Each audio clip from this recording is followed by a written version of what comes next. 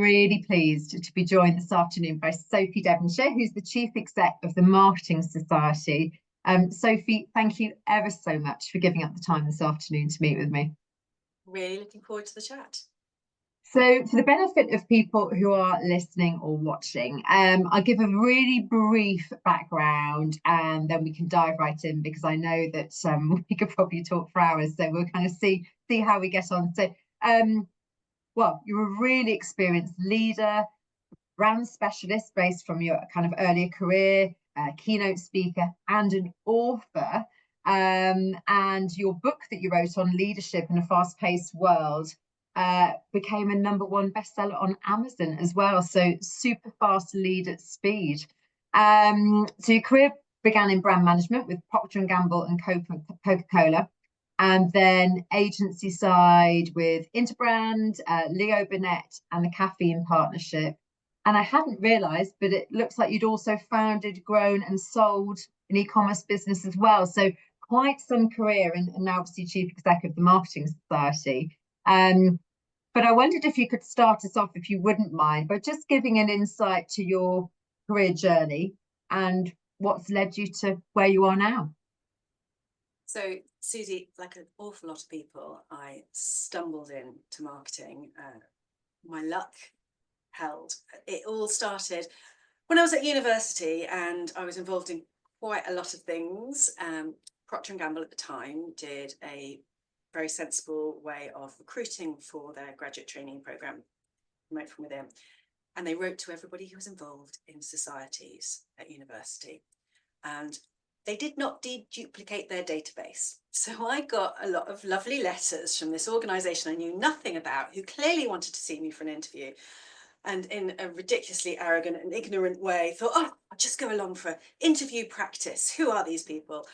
And it was so interesting because I was interviewed by two people. So I was at Durham University, interviewed in Newcastle for the Procter & Gamble graduate training scheme. And in that first conversation, I realised quite how interesting business could be. So the two people who interviewed me, one of whom is still very senior at Procter & Gamble and still a very good friend, when I heard them talk about work and what the role involved, it just sounded fascinating. So I thought, oh, I'll give this a go, see what it was like. And I was so lucky. So I started my career at Procter & Gamble, fell completely in love. I fell in love with marketing, brand management, the magic and logic and everything that involved. I fell in love with business. I just find it fascinating to see what can happen with it all. And much more inconveniently, I fell in love with somebody who is now my husband. But he'd started his graduate training program, some of my best friends from that time, it was a wonderful experience. But my then boyfriend did not love the work as much as I did. And it was a very interesting lesson in A/B testing. And I've actually written a second book with someone else called Love Work. And work is a relationship, right? It's got to be the right fit. First early lesson, he didn't love it as much as me.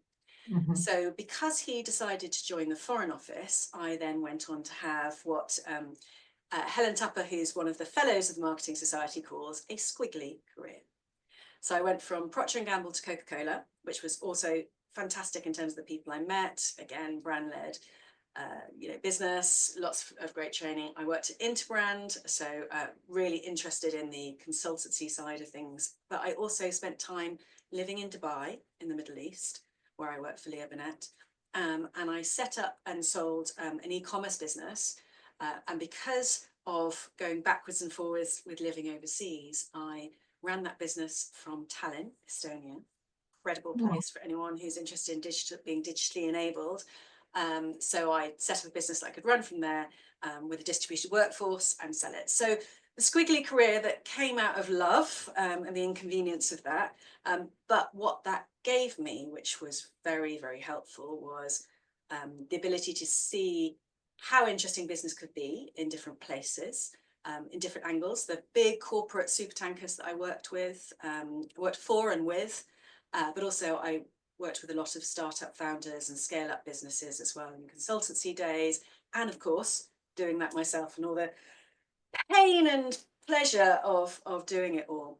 And that led me to continue to love business and see what was happening. And then a very clever headhunter called me up and said, there's this role going at Marketing Society. And it felt like a brilliant opportunity to continue with something, but that by then I'd realised was my purpose. I love energising and inspiring good leaders to do great things in business.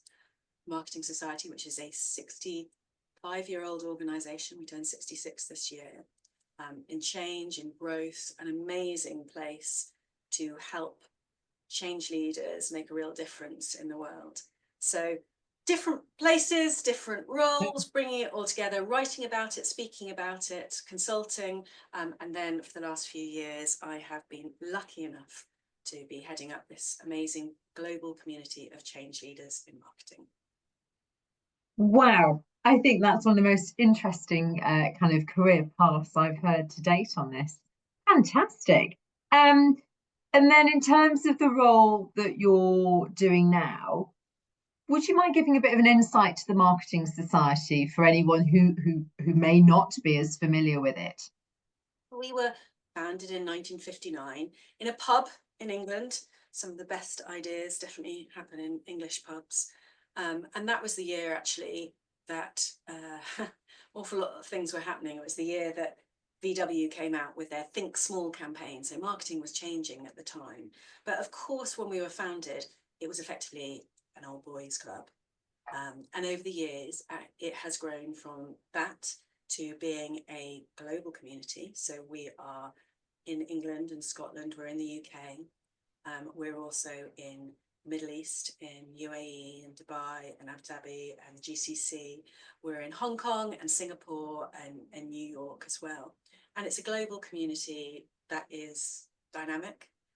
We're entirely made by our members. We're a not-for-profit organisation, and we exist to unite and uplift the best change leaders in marketing, because we know that they make a difference and we want to help them do well and do good. So we're a community. We help inspire, accelerate and unite those marketing leaders to help them do well in their careers and to do good. So we tend to be, it's all individuals and sometimes they're part of business teams, but we tend to be progressive, ambitious, generous people who are part of that community, and they help each other to learn, grow and do brilliant things. Well, you do fantastic work, and I hear great things. And we were talking before we came is sort of officially recording this about the work that you do, and frankly the experience that marketers will have had in the last 12 or 18 months. And I just wondered, you know, you're working with marketers on a global level, so you've kind of got, you know, Europe, Middle East, Far East, etc. What would you say are the common challenges that you're seeing your senior marketing leaders face at the moment? Well, you know, the Chinese curse, isn't it? We live in interesting times. Yeah. Some of the challenges are common to all leaders right now, which is, you know, the pandemic we're currently in of overwhelmitis. You know, there's too much going on, there's too much to be done, there's too much pressure. And that's particularly true for marketing leaders who are expected to build the brand from inside, to connect up all kinds of different things. The demands on them are huge. So there's definitely a challenge there. There is also the perception of marketing. We all know that marketing needs better marketing. You know, and it's one of the things that we're absolutely dedicated to do, showcasing the stories and demonstrating what great marketing can achieve. But what's interesting, I think, is that this is a moment in time when that's needed more than ever, because we know that customer-centric businesses are the ones that will succeed. To really understand and have that human understanding, although it does need to be matched with a technological understanding, there's incredible power. And we see some great marketeers doing great things. But it's definitely not easy. We definitely know that, particularly in the UK, there have been some ups and downs in terms of challenges. So because we're a community, we often get people who move roles regularly and who are in-betweeners. And it's a network and a community that supports that and helps them continue to learn and grow, to accelerate, and also to help each other and connect. So there is plenty of challenges in this world. Generally, there are plenty of challenges in business and in marketing, but we know that together we always achieve more than alone. So providing that support and acceleration can be helpful through those interesting times. 100%. And you know, something I am a big believer in is that, you know, certainly for people who are in the situation where they're looking for a new role, suddenly kind of look up and realize they maybe don't have that network that they hoped they had, or they did, but they've kind of let it fizzle out, which is completely natural. But actually, the keys to success really is to work on your own brand profile and to keep building your network. And actually, organizations like the Marketing Society are brilliant for this fantastic community of, you know, intelligent, engaging, bright professionals.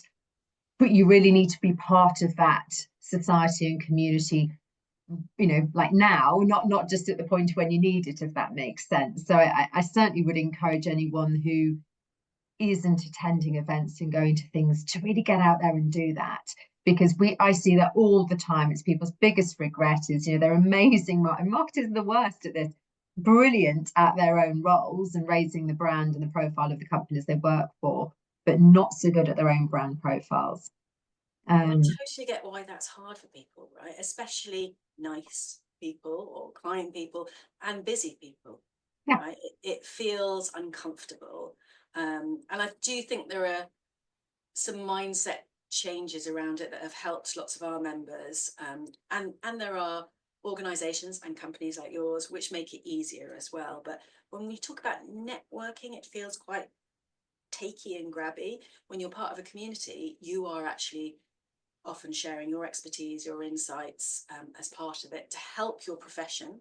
And that sometimes feels a lot easier for people and more comfortable.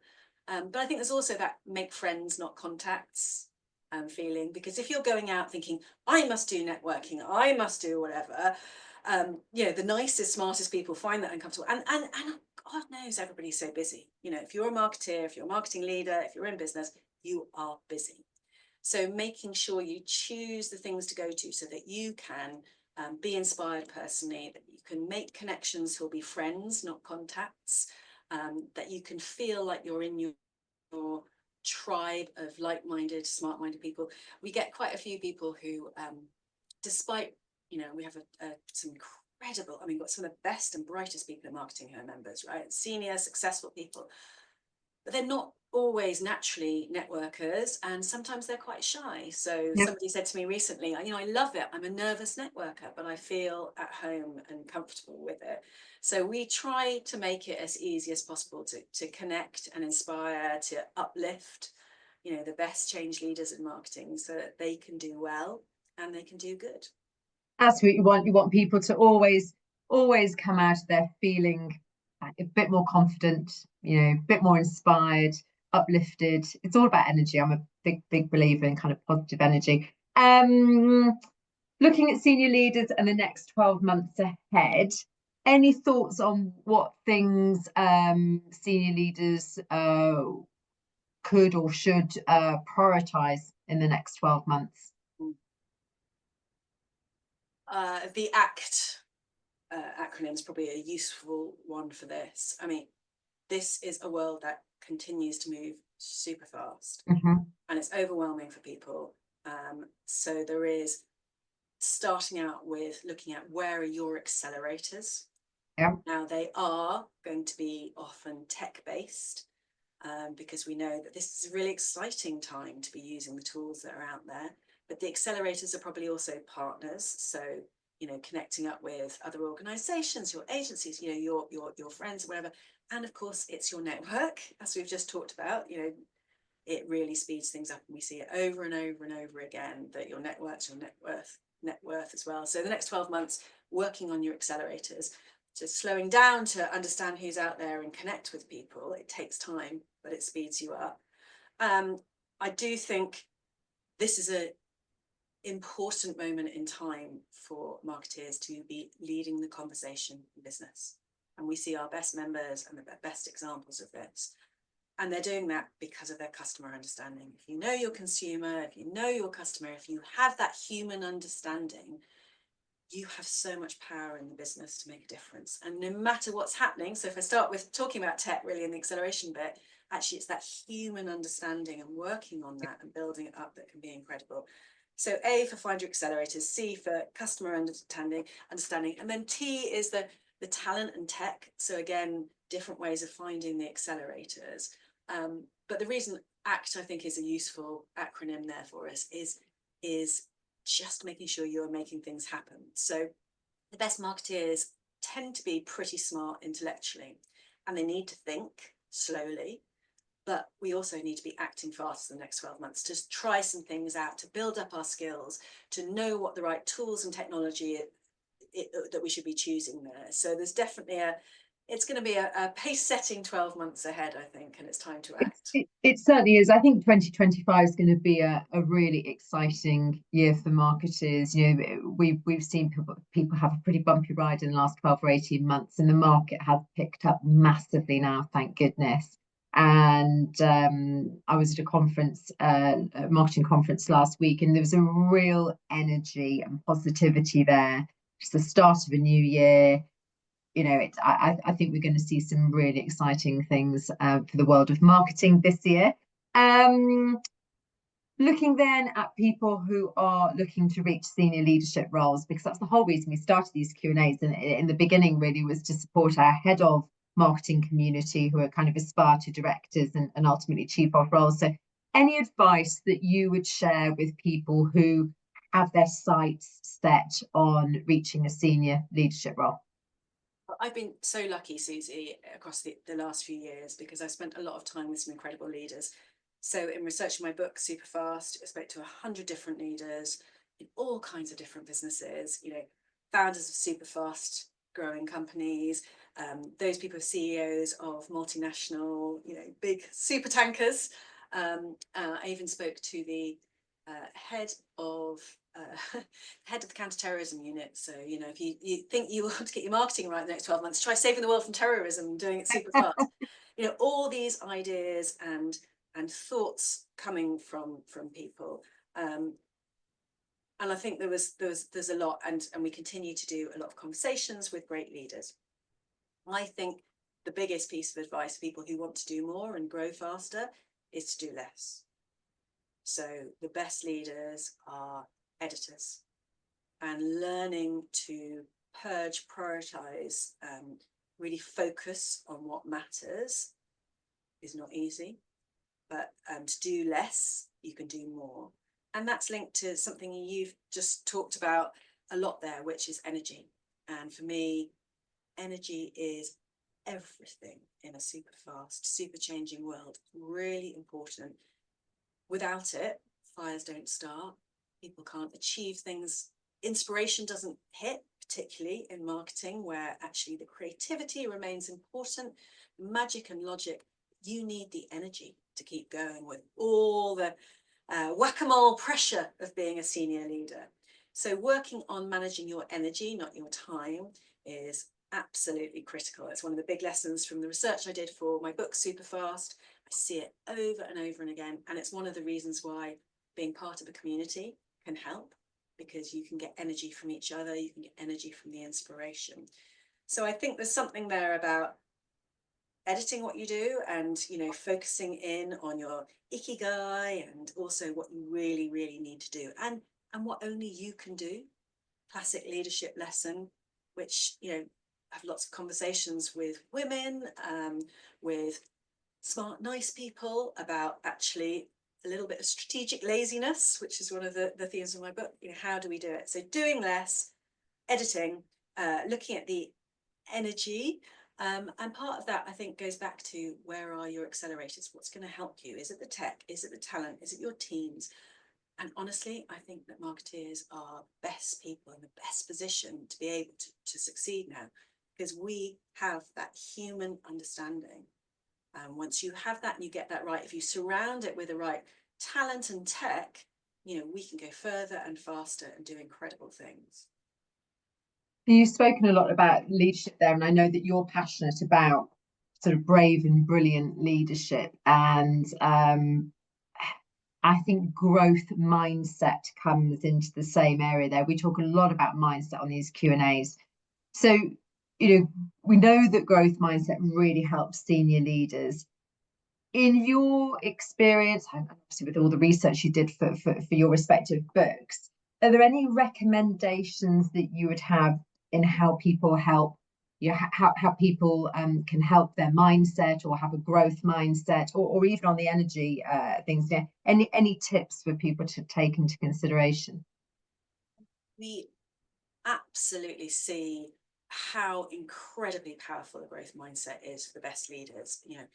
Research I've done, every conversation we have, leadership conversation we have with amazing people as part of Marketing Society events, everything that's going on, staying curious, that trait of great marketeers, and which should be a trait of all leaders, curiosity, understanding what can I learn, and also understanding that leadership is iterative, that we keep practicing and learning, and that we can learn together as well. So the idea of growing faster and going faster, goes hand in hand, but making time for it is the hardest thing, right? Which is why you need to surround yourself with other people who can help, or you do it in smart, bite-sized ways. We run events across the year, online and in person, that are carefully curated to make the most of the time that people have. But there's an amplifying effect if you start with that growth mindset, and the fun of building up who you are as a person. It's so much more satisfying to believe that things can continue. And also, the thing is, in marketing and in business right now, that what you learn today is constantly changing. There are some things that remain. Human truths are there, the psychology of it all, but the different ways in which you can reach people, the different things that are going on, and getting the balance right. It's so brilliant to be able to learn from each other and get that sense of continuous growth. I find it really inspiring that the people I get to interview for the work I do and spend time with, that love of learning and the growth mindset, achieve incredible things. Stay curious, the continued learning, and being open to the growth mindset, and in terms of and finding the ways to regularly learn. So we have brilliant members who learn and share together. What are the bite-sized ways in which you can keep learning? So of course there's events, because we do them, that's definitely an easy way of doing it, because you're learning with other people as well. I'm a big believer in books. A lot of our members write books as well, which is fantastic, because it's a way of bottling the magic, and it's a stimulating way of doing it. We're so lucky that we have podcasts like this one, where we can learn from the experiences of others. Life's too short to make all the mistakes ourselves. Yep. We need to have the acceleration of a community and staying curious. Excellent. And to kind of finish this off, what have you got in store this year for the Marketing Society? Kind of any plans that you want to share? Well, it's an incredibly exciting time for the Marketing Society. We're in growth across the world. Our community is flourishing. We have a membership which speaks for itself. We're entirely made by our members, not-for-profit organisation, and seeing what they do and deliver is fantastic. One of our themes and focuses across the last few years is we've talked about how marketeers are incredible change leaders. Right? So we know how to change conversations. We know how to understand people. We know how to change the trajectory of a business.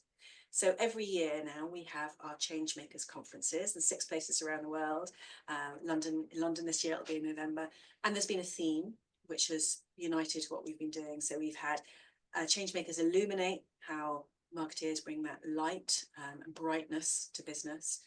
We've had Changemakers impact last year, the creative impact, but also the personal impact you can have. And these are stories that expand the perspectives of what great marketeers can achieve. So this year, our theme is challenge. And that's partly how can we all as humans, as leaders, as marketeers, deal with the challenges. A constantly changing world full of craziness and challenge. How can we deal with what's happening in our business and the challenges, but also how can we challenge what's going on? How can we make sure that we are being creatively challenging, that we are strategically being the ones who are leading the conversation in business and having the challenge there. So definitely look out for challenge related themes across the year from the Marketing Society. But we always have a lot going on. We've got 120 events a year. We're bringing together mentoring opportunities to help people inside organisations. And we've got this incredible global community of curious people, but they're also ambitious and generous people. So people join the society for themselves, to learn. You know, it's a brilliant place to get the curated inspiration and to build the community. But they also join because they care about this. This is the best profession in the world. Don't know if you've noticed, but it's so interesting, and the impact we can have. And when we come together, we can achieve so much more than alone. So what we're doing and what we will continue to do is bring together the best and the brightest in marketing and make sure that we can be the ones leading the conversation for good. Excellent. It's going to be an exciting year ahead. Sophie, thank you ever so much for taking the time to go through those questions. And it's an absolute pleasure to have the opportunity to chat with you. Thank you, Susie.